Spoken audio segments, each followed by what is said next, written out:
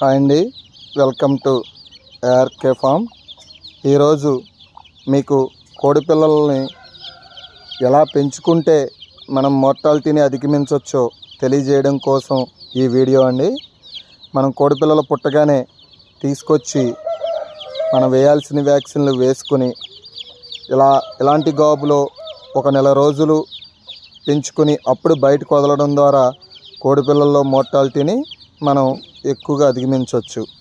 అదేవిధంగా ఇలా గాబులో పెంచడంతో పాటు సాయంత్రం టైము ఇలాంటి టాపు పైన రైన్కి కింద దోమలు కుట్టకుండా మనం ఏర్పాటు చేసుకోవడం వలన మనకి కోడి పిల్లలకి మ్యాక్సిమం 99% ఏ విధమైన డిసీజులు రాకోకుండా మనం కంట్రోల్ చేయొచ్చు.